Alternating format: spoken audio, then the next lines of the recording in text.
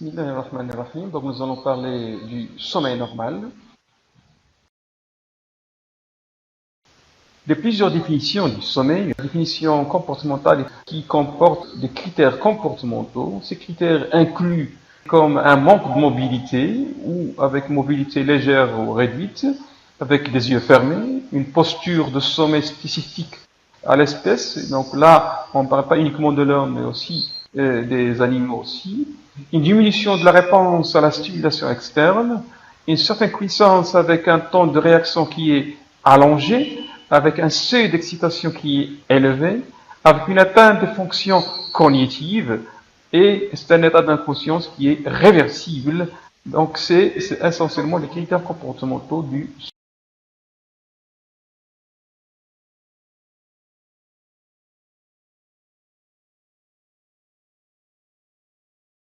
sommeil.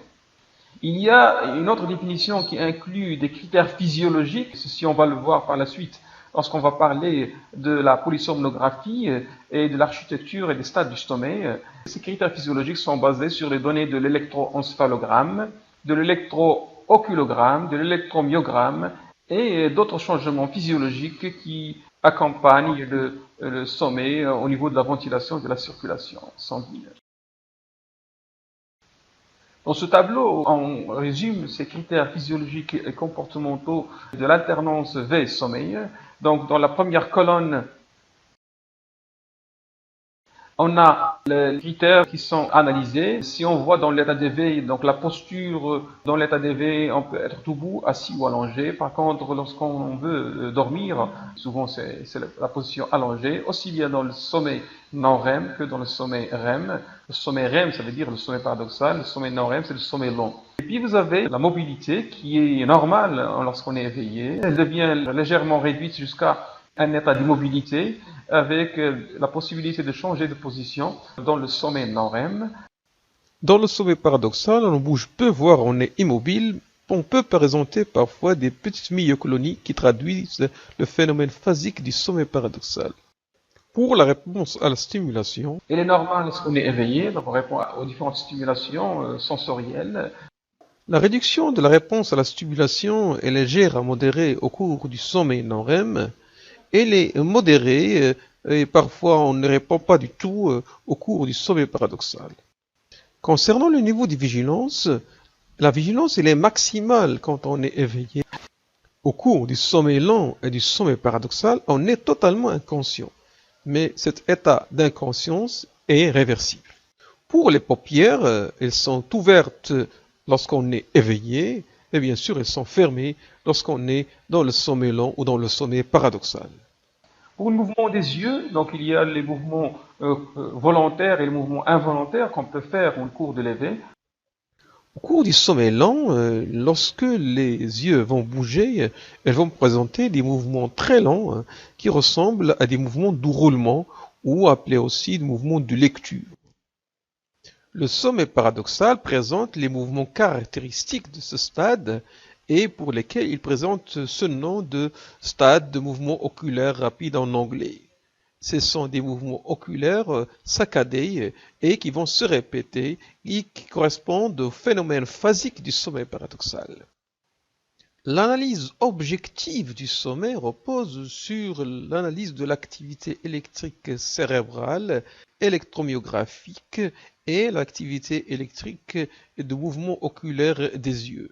L'activité électrique cérébrale au cours de l'éveil va se traduire par des ondes alpha avec une fréquence entre 8 et 12 Hz et avec un tracé qu'on qualifie de tracé désynchronisé.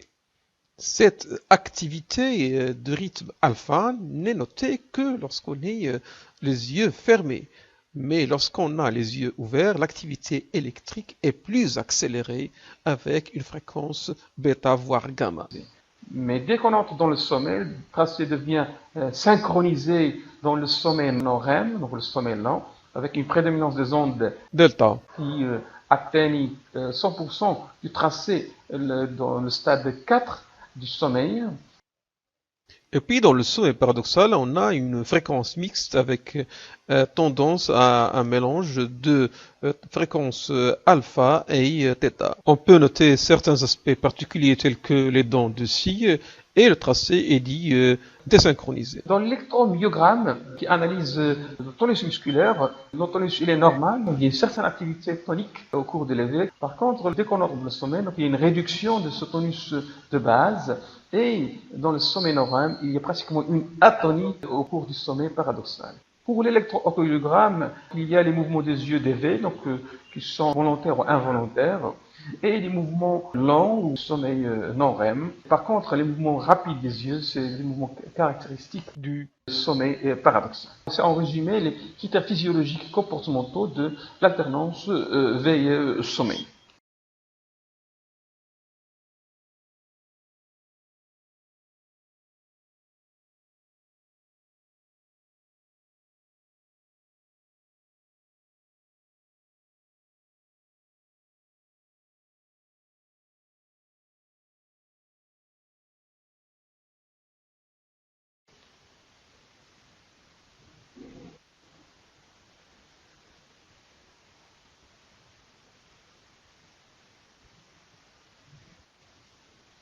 Donc nous allons maintenant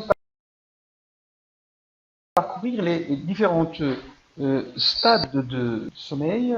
Donc le sommeil commence par ce qu'on appelle l'endormissement. C'est une période qui précède le stade N1 du sommeil. Le sommeil non-REM, c'est-à-dire le sommeil lent, est divisé en trois stades, N1, N2, N3. Donc, dans l'endormissement, cette phase-là, elle va se caractériser par, au niveau modification comportementale, une lourdeur avec abaissement des paupières, une incapacité à voir et à entendre ou percevoir les choses d'une manière rationnelle ou logique, et il n'y a plus de contrôle du cerveau et on ne va pas répondre de façon logique et adéquate. Le moment du réveil est également un processus graduel semblable au moment de l'endormissement.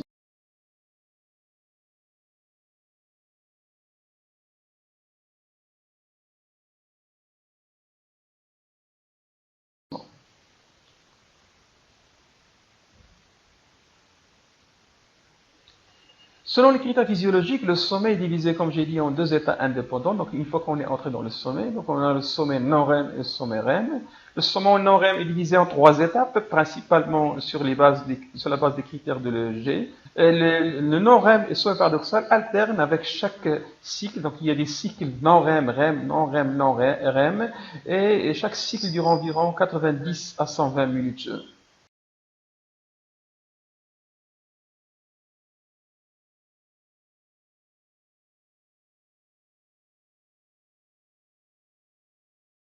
Et généralement, dans une nuit de sommeil, on a 4 à 6 cycles qui sont notés.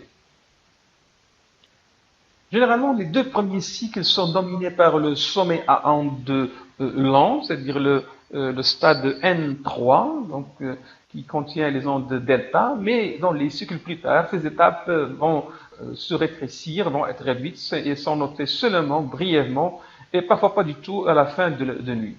À l'inverse, la durée du sommeil paradoxal augmente dès le début du dernier cycle et vers la fin de nuit, le plus long cycle de REM peut durer jusqu'à 1 heure.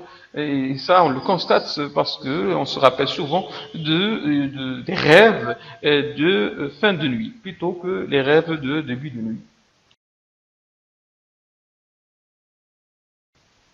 Donc ce tableau-là, on vous résume les données physiologiques différentes stades, qu'on va voir encore plus lorsqu'on va scorer les stades de sommeil.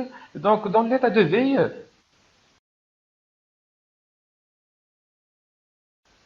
donc vous avez au niveau de G plus de 50% d'une époque, donc généralement le tracé on le divise en époque de 30 secondes, et donc dans une époque on aura plus de 50% qui est inondé par le rythme alpha. Souvent ce rythme alpha il est prédominant de manière plus importante sur la région occipitale.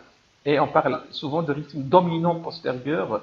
Dans l'électroéncéphalogramme, on note surtout des mouvements oculaires rapides au cours de l'éveil qui peuvent mimer le mouvement oculaire rapide du sommeil paradoxal. Mais là, ce qui est important, c'est qu'on aura un clignement qui peut être présent des yeux et qui va différencier le clignement il va différencier du sommeil paradoxal.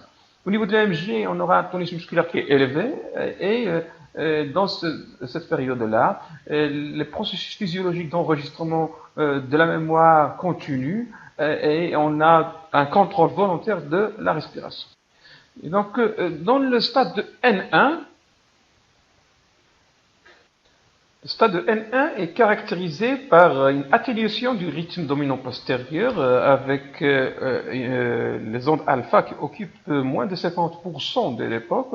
Ils seront remplacés par une activité de faible amplitude faite de fréquences plus θ que alpha. Cette fréquence θ, c'est des ondes qui sont comprises entre 4,5 Hz et 8 Hz. Et en plus, on va noter certains éléments caractéristiques du stade N1, c'est ce qu'on appelle les points de vertex. Donc ce stade N1 va se poursuivre jusqu'au début du stade N2 ou bien jusqu'à un éveil. Et donc au niveau de l'électroencéphalogramme, vous aurez ce qu'on appelle des mouvements oculaires longs, c'est des ondes longues, très lentes, au niveau du tracé. Au niveau du EMG, c'est très variable, et généralement une réduction du tonus musculaire. Et au niveau physiologique, ce stade-là, il se caractérise par certains comportements automatiques qui peuvent se produire.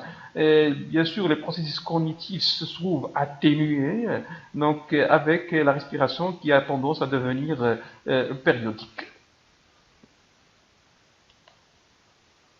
Le stade N2, au niveau de l'EEG, va se caractériser toujours par une fréquence mixte de faible amplitude, et en plus vous aurez certains éléments caractéristiques du stade N2, ce qu'on appelle les spindles ou les fuseaux et les complexes K. Ce stade N2 va persister jusqu'au passage soit au stade N3, soit jusqu'au stade REM, soit jusqu'au passage vers un éveil. Au niveau de l'électrooculagramme, il n'y a pas de mouvement oculaire à ce stade, mais on peut de temps en temps voir des mouvements oculaires longs. Au niveau de l'EMG, l'amplitude est variable, mais généralement, il est inférieur au stade d'éveil, mais supérieur au sommeil, au tonus, au cours du sommeil paradoxal. Au niveau physiologique, il n'y a pas de processus de mémoire au cours du stade N2, donc on ne peut pas acquérir de nouvelles données. Il y a une baisse nette de l'excitation au stimuli et une réponse plus faible au niveau respiratoire, au CO2 et une faible réponse à l'oxygène. Et donc, il y a une diminution du contrôle ventilatoire. Le stade N3, c'est un stade, c'est le vrai stade du sommeil lent. Et c'est là où vous aurez une désynchronisation de l'électroencéphalogramme. Il est caractérisé par une prédominance nette d'une activité lente faite des ondes delta. C'est quoi les ondes delta? Ce sont des ondes dont la fréquence varie entre 0,5 Hz maximum jusqu'à 2 Hz, qui sont très amples, avec une amplitude qui dépasse 75 microvolts et qui occupent au moins 20% de l'époque. Bien sûr, il y avait dans l'ancienne classification le stade N4, on parle de stade N4 lorsque ces ondes-là occupent plus de 50% de l'époque. Les fusions, on peut les avoir de temps en temps, et ce stade N3 va persister aussi jusqu'au passage à un autre stade, soit N2, soit R, c'est-à-dire le REM, soit vers un éveil. Au niveau de l'électroencéphalogramme, dans ce stade-là, on n'a pas de mouvement oculaire et l'EMG, l'amplitude est variable. Généralement, il est inférieur au stade N2 et il peut être même aussi bas que le REM. Au niveau physiologique, toujours pas de processus de mémoire, une baisse nette de l'excitation au stimuli, la réponse toujours faible au CO2 et à l'oxygène, mais la respiration ici devient très stable. C'est pourquoi on va voir par la suite que vous aurez moins d'événements apnéiques au cours de ce stade-là. dans le REM, c'est-à-dire le sommeil paradoxal. Donc on a vu les différents stades du sommeil non-REM, NREM, donc N1, N1, N2, N3. Maintenant le stade REM, c'est le sommeil des rapid eye movements, c'est-à-dire le sommeil des mouvements oculaires rapides, le sommeil paradoxal. Toujours, vous aurez une fréquence mixte, faible amplitude. Ça peut ressembler un peu au stade N2, mais dans le stade N2, on a des complexes K, on a des spindles. Ça peut ressembler aussi au stade N1. Mais ce qui est caractéristique ici, c'est que vous aurez de temps en temps certains éléments, grapho-éléments. C'est un aspect particulier au niveau du tracé, tel que les ondes ont dans dessus. C'est pas constant, mais si on les note, c'est caractéristique. Ce stade REM va persister jusqu'au passage à l'un des stades N1, soit N2, soit on peut avoir le N2 avec des complexes K, mais sans mouvement oculaire rapide, ou bien on va passer au stade de l'éveil.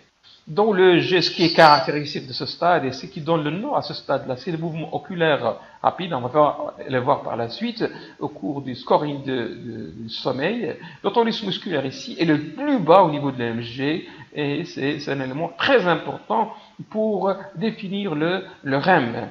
C'est le stade où il y a le tonus musculaire le plus bas.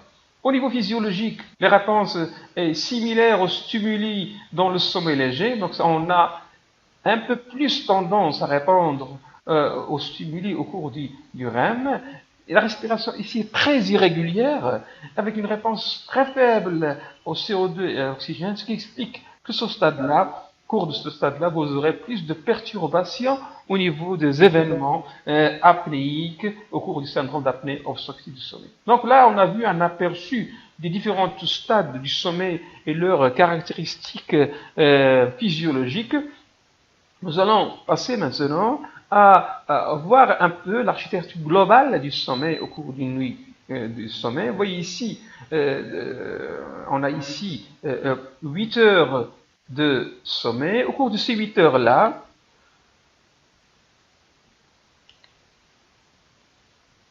tout ce qui est en rouge ou en marron, si on veut dire, donc là vous aurez, c'est du sommeil lent. Tout ce qui est en bleu ici, c'est le sommeil paradoxal. Donc, qu'est-ce que vous remarquez? On remarque ici les différents stades, le stade N1, le stade N2, le stade...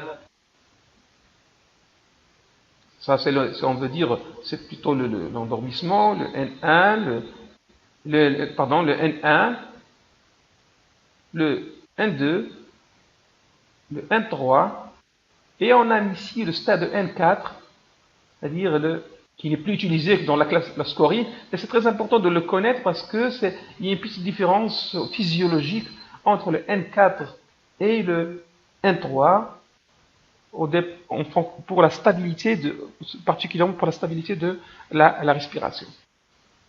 Donc, si vous remarquez ici, au niveau d'un premier cycle du sommeil, vous remarquez que la période du sommeil lent occupe pratiquement 100 minutes, alors que le sommeil REM n'occupe que 5 minutes. Dans le deuxième cycle, cette durée du sommeil lent est réduite de 20 minutes, 80 minutes ici par exemple, et le sommeil REM est de 10 minutes. Donc, un cycle, 2 cycles, 3 cycles, et puis quatrième cycle, vous voyez que dans le cinquième cycle, il n'y a pratiquement plus du sommeil lent profond. Donc, dans le troisième, le quatrième et cinquième cycle, il n'y a plus de sommeil N3 ou N4, et on a une prédominance du REM. Et ici, dans le dernier cycle, on a pratiquement que du REM, ce qui explique que à la fin du sommeil, vous aurez plus de rappels de vos rêves. Donc ça, c'est globalement l'architecture du sommeil, donc qui est faite de cette périodicité, cette cyclicité avec des cycles sommeil lent, sommeil paradoxal, avec une tendance à la prolongation de la durée du sommeil paradoxal à la fin du sommeil, une réduction du sommeil lent profond. Donc globalement, on va remarquer que dans une nuit de sommeil, vous aurez 80% de sommeil lent et 20% de sommeil paradoxal.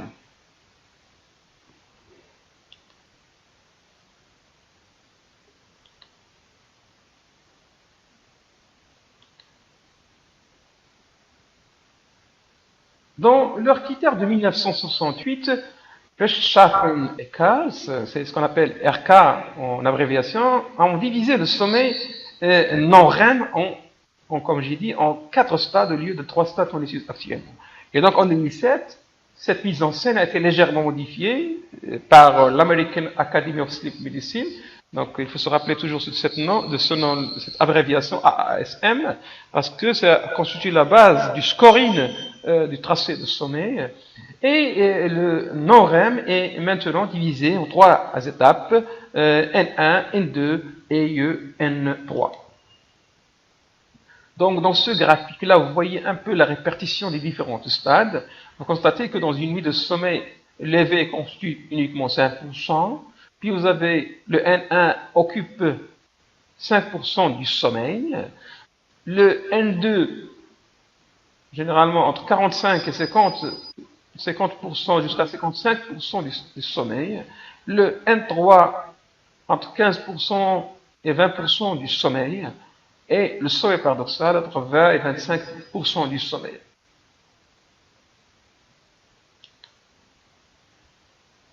Donc là, dans ce tableau, on voit le résumé. Donc le non-REM occupe, comme j'ai dit, 75 à 80% du sommeil. Le N2, N1, 3 à 8%. Le N2, 45 à 55%.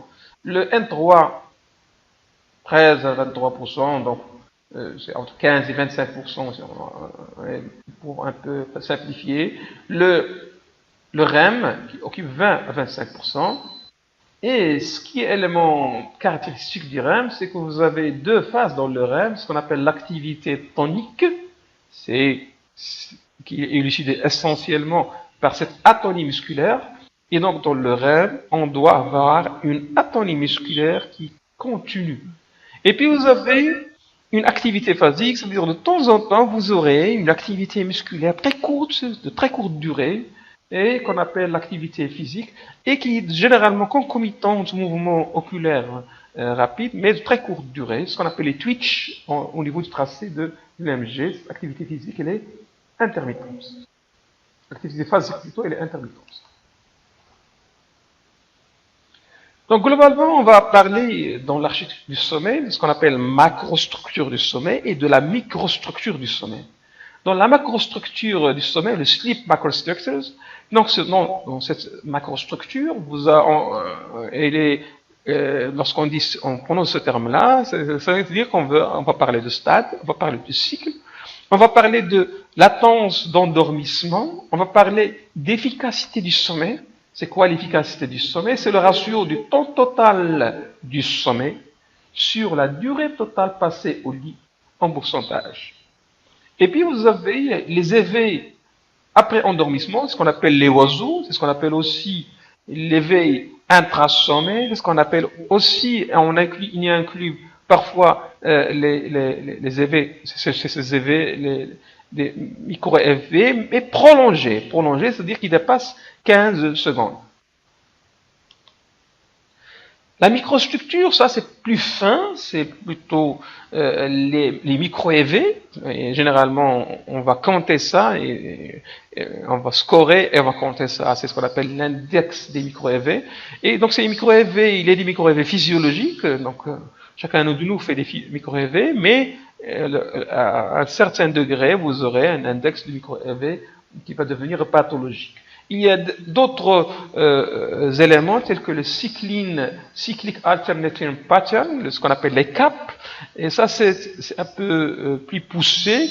Ce sont des éléments qui vont définir l'instabilité du sommeil, mais on ne les utilise pas en pratique. Ce qu'on va utiliser surtout, c'est les micro-éveils. Et puis, les spindles, les fuseaux, ça entre aussi dans la microstructure du sommeil. Et les complexes K, c'est ce qu'on appelle, ces éléments-là, le fuseau et les complexes K, ce qu'on appelle des grapho-éléments, et qui vont permettre de définir le stade, par exemple ici, le stade N2.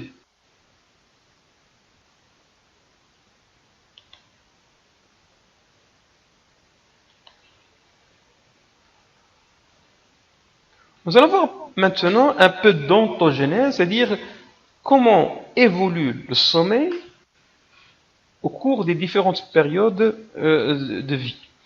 Donc, nous allons commencer par les nouveau-nés. Les nouveau-nés ont un mode de sommeil qui est polyphasique.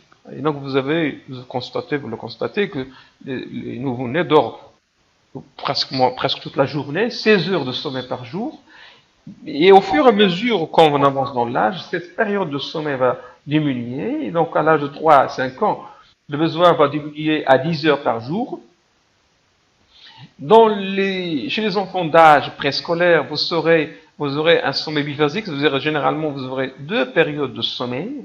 Chez les adultes, on va assister à l'installation du sommeil monophasique, une seule période de sommeil caractéristique avec une durée moyenne qui varie entre 7,5 à 8 heures par nuit. Mais on va assister, lorsque on va passer à la vieillesse, à un nouveau profil biphasique du sommeil, avec tendance à dormir 2 fois par journée, au cours de la journée. Donc le nouveau-né passe environ 50% du temps en sommeil paradoxal, mais à l'âge de 6 ans, ce temps va diminuer pour rejoindre le mode adulte. Et on a vu que dans le mode adulte, vous aurez un pourcentage de sommeil paradoxal qui est aux alentours de 25%. Le nouveau-né va immédiatement s'endormir dans le sommeil paradoxal. On l'appelle aussi chez les enfants le sommeil actif. Et au cours de ce sommeil, il va présenter des mouvements agités au niveau des bras, des jambes et des muscles du visage. À l'âge de 3 mois, on va assister en mode cyclique non-REM, REM, tel que ça existe chez le sujet adulte, mais avec toujours une durée de sommeil paradoxal qui est prédominante. Et généralement, la durée du cycle non-REM ici, il est plus courte chez les nourrissons, avec des cycles qui durent 45 à 50 minutes. On a vu que chez l'adulte, c'est entre 90 et 120 minutes. À l'âge de 5 à 10 ans, la durée du cycle est de 60 à 70 minutes et le schéma cyclique du sujet adulte n'est atteint que vers l'âge de 10 ans. Les sleep spindles vont commencer à apparaître à l'âge de 3 mois environ, mais les complexes cas vont apparaître vers l'âge de 6 mois.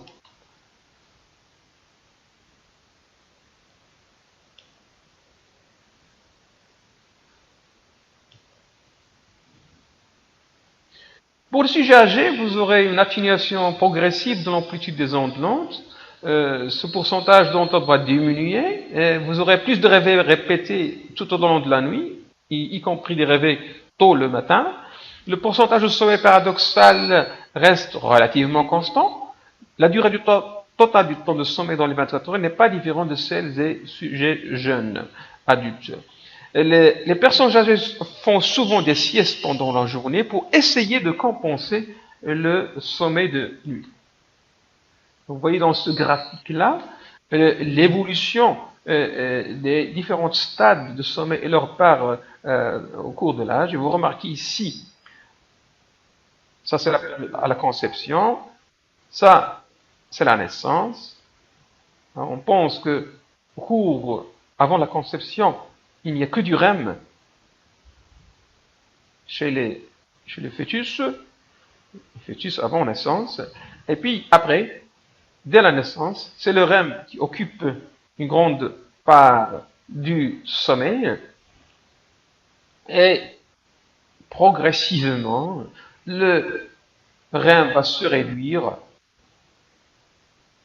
pour atteindre vers ici pratiquement 10 ans, la part, on parle de 25%, et être remplacé par le non-REM.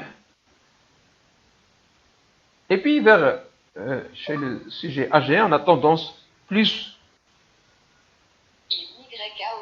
à dormir. Internet pour le moment.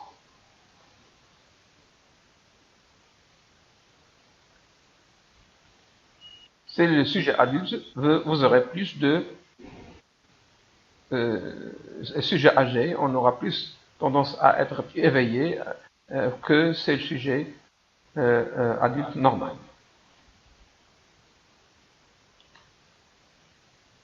Vous voyez ici la progression dans le temps, avec tendance à la réduction progressive du sommeil REM et augmentation progressive du sommeil lent.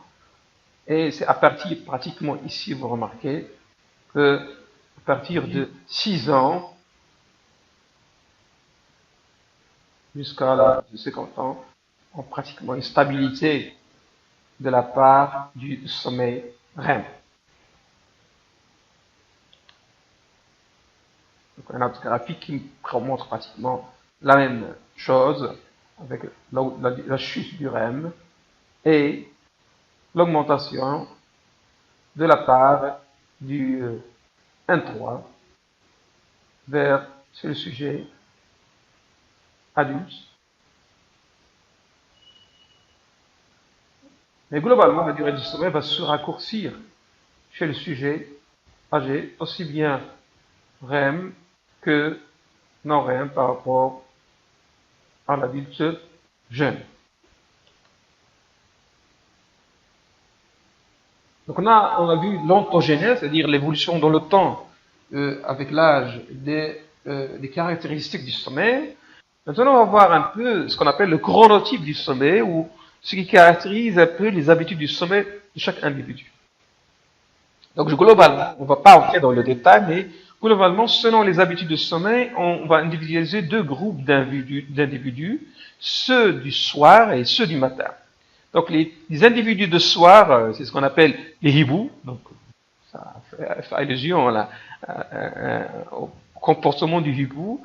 Donc ces individus de soir ont du mal à se lever tôt et se sentent fatigués le matin, et toutefois ils se sentent frais et énergiques vers la fin de la journée, avec une meilleure performance au cours de la soirée, et ils vont avoir tendance à dormir tard et à se réveiller tard. Les types du matin, ce qu'on appelle les alouettes, qui se réveillent aussi tôt, les alouettes, donc ils se lèvent tôt, reposés, rafraîchis, et travaillent efficacement dans la matinée. Par contre, à la fin du journée, ils vont se sentir très fatigués, et ils vont, parce qu'ils ont besoin de dormir tôt. La température du corps atteint le pic la soirée, 1 heure plus tôt dans les types du matin que dans les types de soirée. Donc, ce qu'on appelle les morning evening tips sont probablement déterminés par des facteurs génétiques. On ne va pas entrer dans le détail pour cette donnée-là. Quels sont les besoins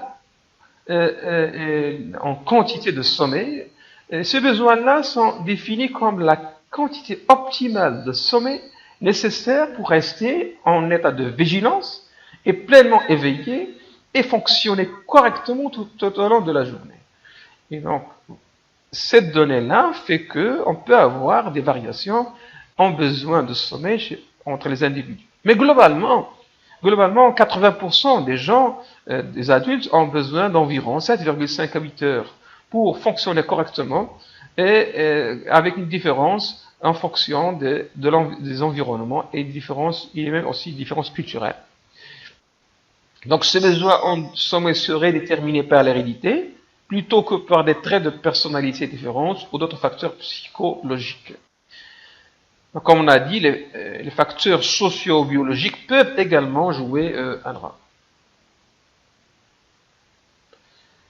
Et globalement, donc, les différentes études montrent qu'il y a une réduction de la durée totale du sommeil au cours du XXe siècle.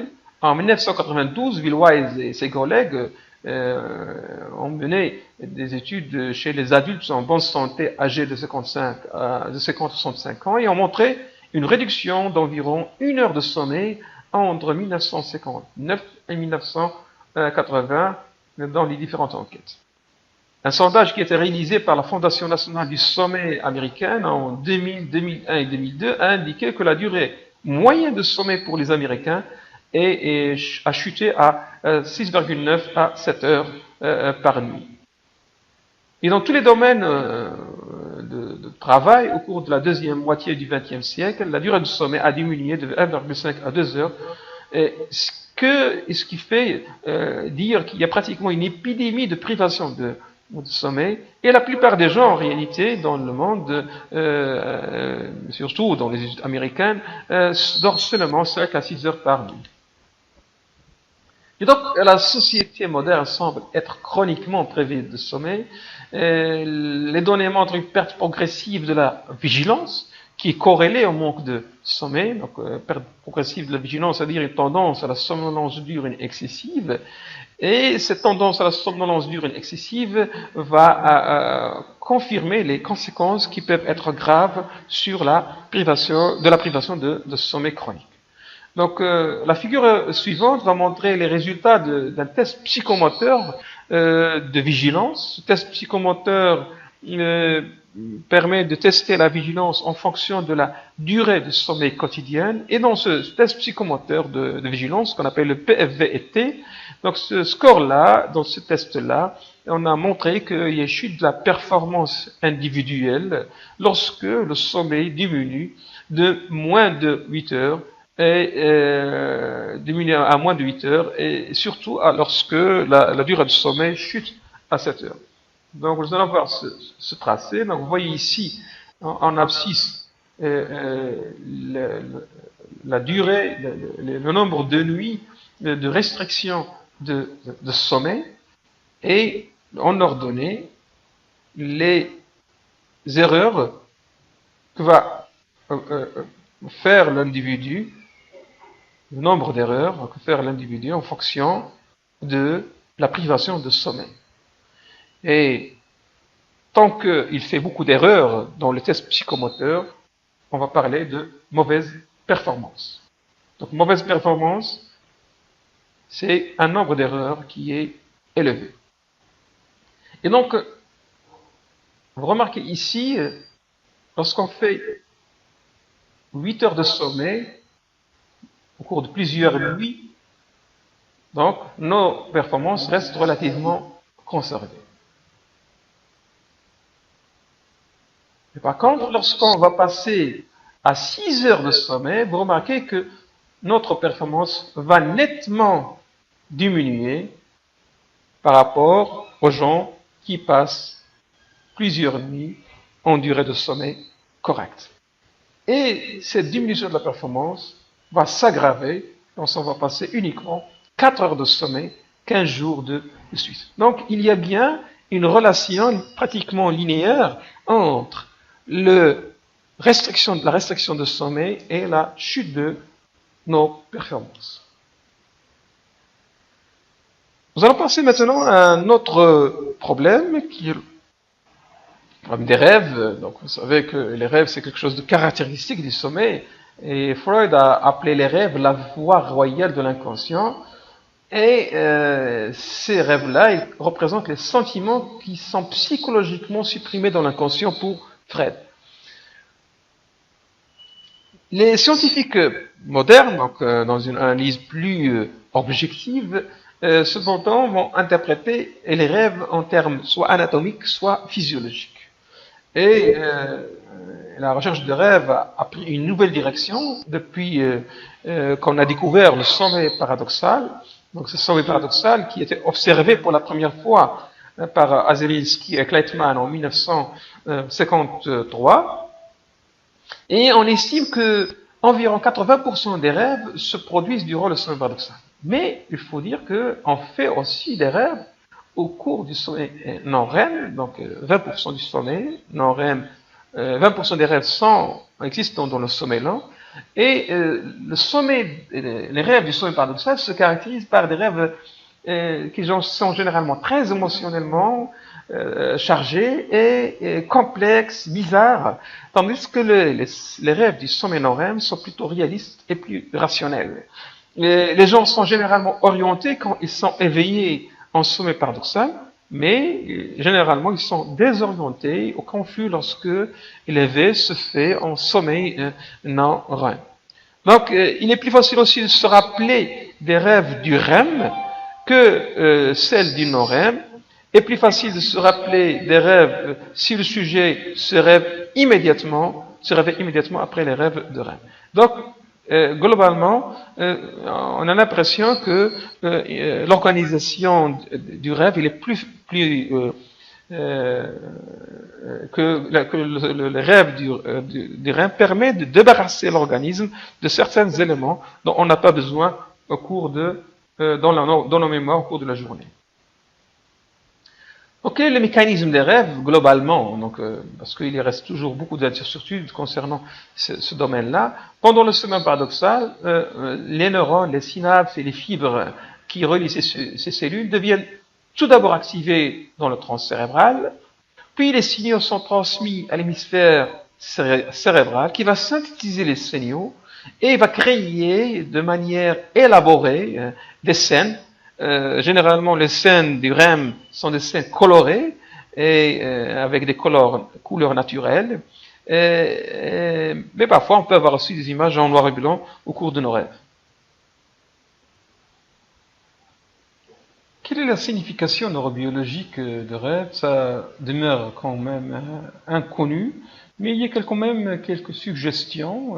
Ces suggestions incluent un mécanisme d'activation des réseaux des neurones dans le cerveau et avec une restructuration et une réinterprétation des données stockées dans la mémoire dans le sens d'une suppression des informations inutiles.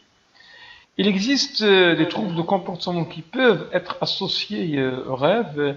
C'est ce qui constitue les parasomnies du REM. Et on les appelle aussi les troubles du comportement du REM.